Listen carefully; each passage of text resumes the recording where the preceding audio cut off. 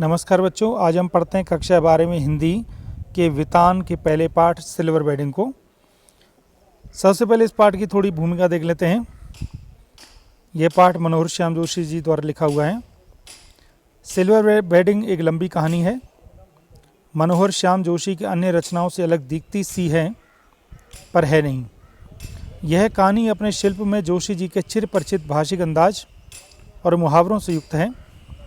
आधुनिकता की ओर बढ़ता हमारा समाज एक और नई उपलब्धियों को समेटे हुए हैं, तो दूसरी ओर मनुष्य को मनुष्य रखने वाले मूल्य कहीं घिसते चले आ रहे हैं। तो दो बातें आपको मुख्य आई कि यह कहानी लंबी कहानी है, और दूसरा ये कि इस कहानी में ये बताया गया है कि आज का समाज आधुनिकता की ओर तो बढ़ रहा है, लेकिन इंसान को इंसान बनाने वाले जो मूल्य हैं वो कहीं ना कहीं बहुत घट रहे हैं।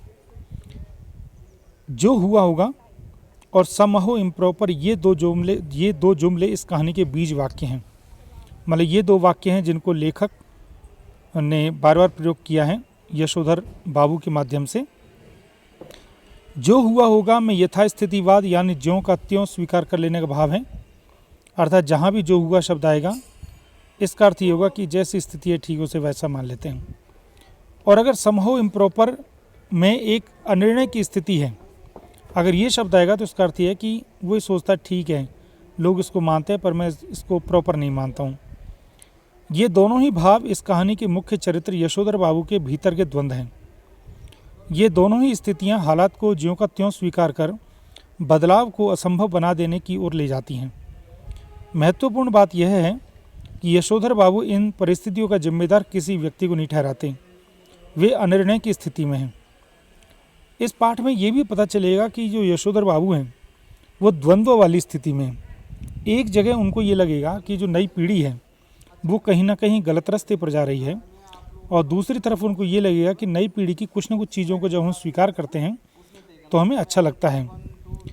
यशोधर बाबू जहाँ बच्चों की तरक्की से खुश होते हैं, वहीं समहाउ इम्प्रॉपर यह भी अनुभव करते हैं कि वह खुशहाली भी कैसी जो अपनों में परायापन पैदा करें। अर्थात वो ये मानते हैं कि ऐसी खुशहाली से कोई फ़ायदा नहीं है जिससे हम अपनेपन को भूल जाते हैं। इसी द्वंद्व के साथ इस कहानी को यशोधर बाबू के बहाने देश के प्रॉपर विकास में बाधक समहाउ इम्प्रॉपर तत्वों की तलाश के रूप में भी पढ़ा जा सकता है। तो इस कहानी का बच्चे मुख्य भाव ये है कि जो मुख्य पात्र हैं यशोधर बाबू, वो कहीं ना कहीं द्वंद्व में आते हैं। तो ये इस पाठ का केंद्रीय बिंदु है, और प्रश्न भी आता है कि यशोधर बाबू किन किन परिस्थितियों में द्वंद्व में थे। तो सिल्वर बेडिंग के इस पाठ को मैंने 3 भागों में बांटा है समझने के लिए। पहला भाग जो है इसमें हमें लेखक की और जो मुख्य पात्र हैं यशोधर बाबू की भूमिका मिलेगी, और इस पाठ में कौन कौन सी पात्र परिचय हैं उनका मिलेगा, और हल्का सा द्वंद्व भी लेखक का दिखेगा। कठिन शब्दों को मैंने बोल्ड कर दिया है, और जो पर्पल कलर में दिख रहे हैं आपको वो पात्र हैं। तो शुरू करते हैं कहानी। जब सेक्शन ऑफिसर वाई.डी. पंत अर्थात यशोधर पंत ने आखिरी फाइल का लाल फीता बांधकर निगाह मेज से उठाई, तब दफ्तर की पुरानी दीवार घड़ी 5:25 बजा रही थी। इसमें दिया गया है कि दृश्य क्या है कि यशोधर बाबू ऑफिस में काम कर रहे हैं और उनके ऑफिस की घड़ी 5:25 दिखा रही है, जो कि वास्तव में लेट है। उनकी अपनी कलाई घड़ी में 5:30 बज रहे हैं। पंत जी अपनी रोज़ाना घड़ी को सुबह शाम रेडियो समाचारों से मिलाते हैं, इसलिए उन्होंने दफ्तर की घड़ी को ही सुस्त ठहराया। फाइल आउट ट्रे में डालकर उन्होंने एक निगाह अपने मातहतों पर डाली, अपने कर्मचारियों पर डाली, जो साथ में काम करने वाले थे उन पर डाली, जो उनके ही कारण 5 बजे के बाद भी दफ्तर में बैठने को मजबूर होते थे, क्योंकि ये कर्तव्यनिष्ठ थे और ये चाहते थे कि पूरे टाइम से पहले ना उठा जाए। पर आप जानते कि और लोग ये चाहते पहले चलें। चलते चलते जूनियरों में से कोई मनोरंजक बात कर दिन भर के शुष्क व्यवहार का निराकरण कर जाने की कृष्णानंद किशनदा पांडे से मिली हुई परंपरा का पालन करते हुए उन्होंने कहा, आप लोगों की देखा देखी सेक्शन की घड़ी भी सुस्त हो गई है। अब एक पात्र हैं कृष्णानंद पांडे, जिनको एक दूसरा नाम यहाँ पर दिया किशनदा पांडे। तो ये इनसे बड़े प्रभावित हैं यशोधर बाबू, और हर बात में उन्हीं को वो अपना आदर्श मानते हैं। तो उन्होंने इन्हें सिखाया था कि ऑफिशियल लाइफ में अपने कर्मचारियों के साथ जाते समय शुष्क व्यवहार नहीं करना चाहिए, उससे दिन भर की थकावट उनकी दूर हो जाती है। तो ऐसे इन्होंने किया, इन्होंने जाते जाते उनसे थोड़ा मजाक वाले ढंग में बातें की। सीधे असिस्टेंट ग्रेड में आए नए छोकरे चड्डा ने, जिसकी चौड़ी मोहरी, पतलून और ऊंची एड़ी वाले जूते पंत जी को समहाउ इम्प्रॉपर होते हैं, थोड़ी बदतमीजी से की। अब वहाँ पर एक नए उनके ऑफिस में आए थे असिस्टेंट ग्रेड पर, जिनका नाम था चड्डा। उन्होंने कपड़े ऐसे पहन रखे थे जिनकी पतलून मोहरी वाली थी। आप जानते कि पहले ज़्यादा खुली हुई पतलून होती थी, तो उन्हें लगा कि ये समहाउ इम्प्रॉपर है, अर्थात उन्हें नहीं लगा कि ये सही है। तो चड्डा ने उनसे बदतमीजी की। एज यूजुअल बोला, बड़े बाबू आपकी अपनी चूनेदानी का क्या हाल है, वक्त सही देती है। उसने मजाक किया।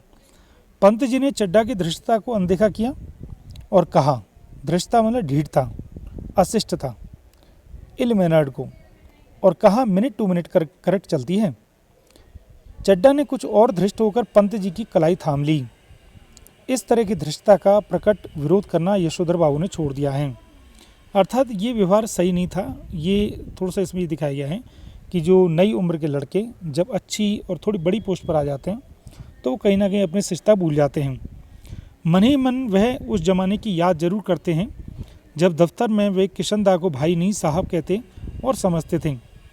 अब वो अगर जवान होते तो इसका विरोध करते, पर उन्हें अब समझ आ गया था उम्र के इस पड़ाव पर कि नए लड़कों से दुश्मनी लेना या उनको प्रत्युत्तर देना अच्छा नहीं है।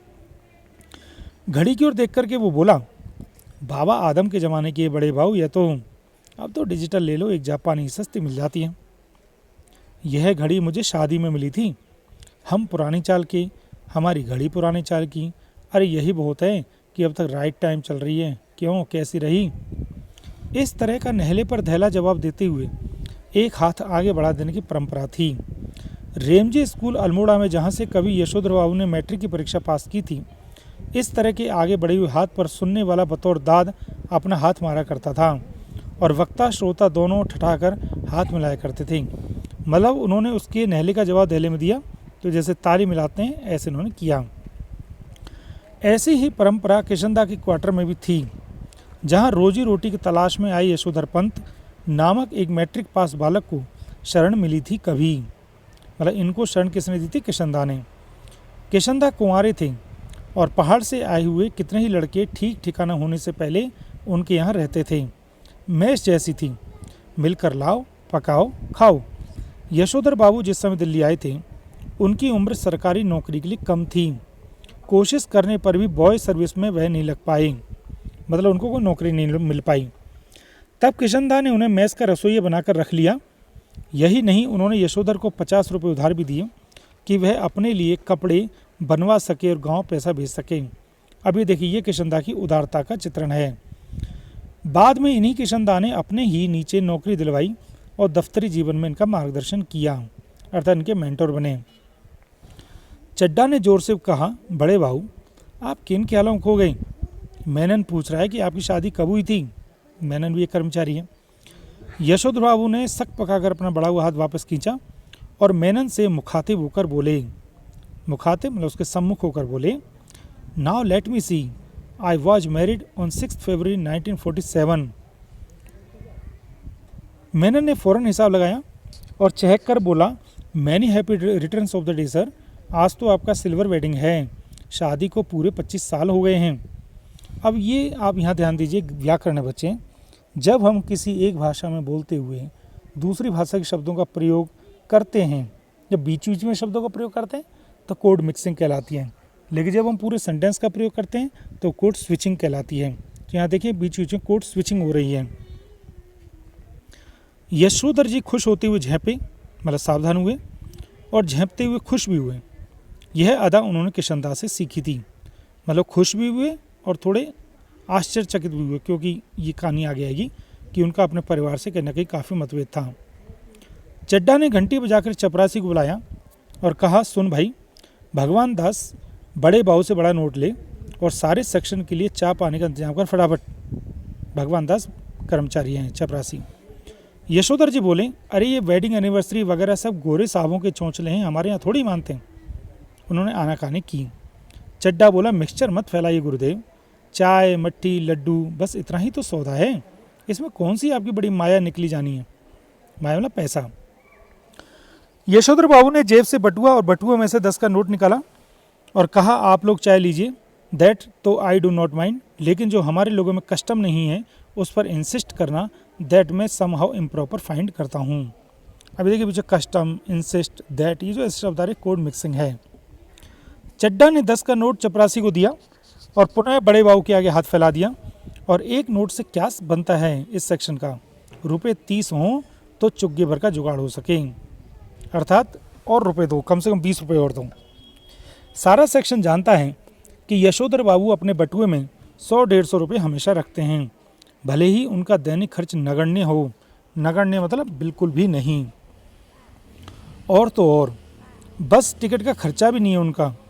गोल मार्केट से सेक्रेटरीट तक पहले साइकिल में आते जाते थे, इधर पैदल आने जाने लगे हैं, क्योंकि उनके बच्चे आधुनिक युवा हो चले हैं और उन्हें अपने पिता का साइकिल सवार होना सख्त नागवार गुजरता है। सख्त मतलब गलत लगता है। बच्चों के अनुसार साइकिल तो चपरासी चलाते हैं। बच्चे चाहते हैं कि पिताजी स्कूटर ले लें, लेकिन पिताजी को समहाउ स्कूटर निहायत बेहुदा सवारी मालूम होती है, निहायत बिल्कुल। और कार जब अफोर्ड नहीं की जा सकती तब उसकी बात को तो सोचना ही क्यों। तो इसमें यशोधर बाबू के चरित्र को बता रहे हैं कि भले ही उनका खर्चा नहीं, लेकिन जेब में पैसे जरूर रखते थे और पहले साइकिल चलाते थे, लेकिन उनके बच्चों को पसंद नहीं है। चड्डा के जोर देने पर बड़े बाबू ने 10-10 के नोट 2 और दे दिए, लेकिन सेक्शन के इसरार करने पर भी, निवेदन करने पर भी, प्रार्थना करने पर भी वह अपने सिल्वर वेडिंग की इस दावत के लिए रुके नहीं। मातहत लोगों से चलते चलाते थोड़ा हंसी मजाक कर लेना किशनदा की परंपरा में है, लेकिन वो अपने कर्मचारियों से हंसी मजाक के साथ निकल दिए। उनके साथ बैठकर चाय पानी और गप्पाष्टक में वक्त बर्बाद करना उस परंपरा के विरुद्ध है। मतलब उन्हें लगता था कि ये चीज़ किशनदा की परंपरा के खिलाफ है कि हम बैठे हैं, गप्पे मारें, चाय पानी पिए। इधर यशोधर बाबू ने दफ्तर से लौटते हुए रोज बिरला मंदिर जाने और उसके उद्यान में बगीचे में बैठकर कोई प्रवचन सुनने अथवा स्वयं ही प्रभु का ध्यान लगाने की नई रीत अपनाई है, नया तरीका अपनाया है। यह बात उनके पति पत्नी और बच्चों को बहुत अखरती है। अब्बा, आप कोई बुढ़े थोड़ी हैं जो रोज़ रोज़ मंदिर जाएं, इतने ज़्यादा व्रत करें, ऐसा कहते हैं वे बच्चे। यशोधर बाबू इस आलोचना को अनसुना कर देते हैं, इस क्रिटिसिज्म को। सिद्धांत के धनी की किशनदा के अनुसार यही निशानी है। मतलब किशनदा ने यह समझाया था कि जो व्यक्ति सिद्धांत वाला होता है, नियम वाला होता है, उसको आलोचनाओं पर ध्यान नहीं देना चाहिए। बिरला मंदिर से उठकर यशोधर बाबू पहाड़गंज जाते हैं, जगह का नाम है दिल्ली में, और घर के लिए साग सब्जी खरीद लाते हैं। किसी से मिलना मिलाना हो तो वह भी इसी समय कर लेते हैं। तो भले ही दफ्तर 5 बजे छूटता हो, पर वह घर 8 बजे से पहले नहीं पहुंचते हैं। ये उनकी दिनचर्या थी।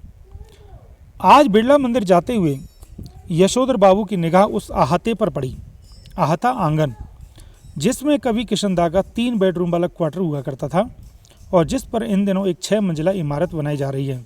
अब उस जगह से गुजरे जहाँ पर पहले इनके जो गुरु थे, गुरु मतलब मेंटोर थे, वो रहते थे।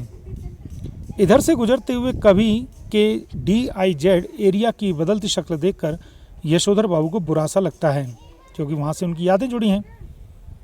ये लोग सारा गोल मार्केट क्षेत्र तोड़कर यहाँ 1 मंजिला क्वार्टरों की ऊंची इमारतें बना रहे हैं।